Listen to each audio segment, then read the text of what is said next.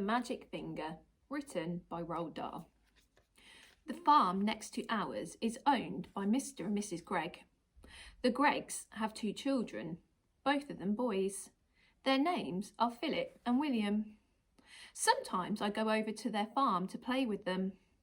I am a girl and I am 8 years old. Philip is also 8 years old. William is 3 years older. He is 10. What? All right. He is 11. Last week, something very funny happened to the Gregg family. I am going to tell you about it as best as I can. Now, the one thing that Mr. Gregg and his 2 boys loved to do more than anything else was to go hunting. Every Saturday morning, they would take their guns and go off into the woods to look for animals and birds to shoot. Even Philip, who was only 8 years old, had a gun of his own. I just can't stand hunting. I can't. It doesn't seem right to me that men and boys should kill animals just for the fun they get out of it. So I used to try and stop Philip and William from doing it. Every time I went over to their farm, I would do my best to talk them out of it, but they only laughed at me. I even said something about it once to Mr. Gregg, but he just walked on past me as if I wasn't there. Then, one Saturday morning, I saw Philip and William coming out of the woods with their father, and they were carrying a lovely young deer.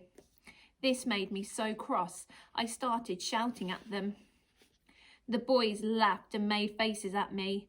Mr. Gregg told me to go home and mind my own P's and Q's. Well, that did it. I saw red, and before I was able to stop myself, I did something I never meant to do. I put the magic finger on them all. Oh dear, oh dear, I even put it on Mrs. Gregg, who wasn't there. I put it on the whole Gregg family.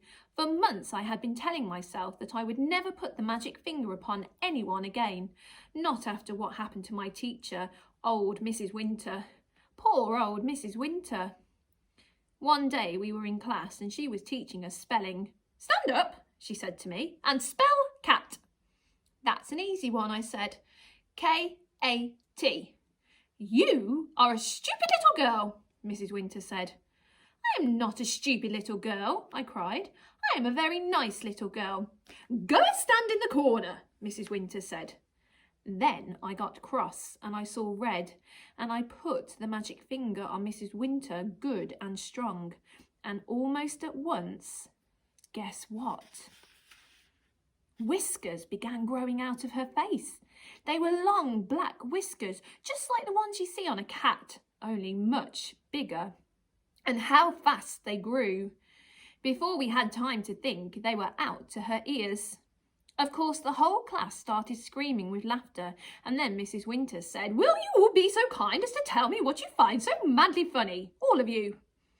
And when she turned around to write something on the blackboard, we saw that she had grown a tail as well. It was a huge, bushy tail. I cannot begin to tell you what happened after that, but if you are wondering whether Mrs. Winter is quite all right now, the answer is no, and she never will be.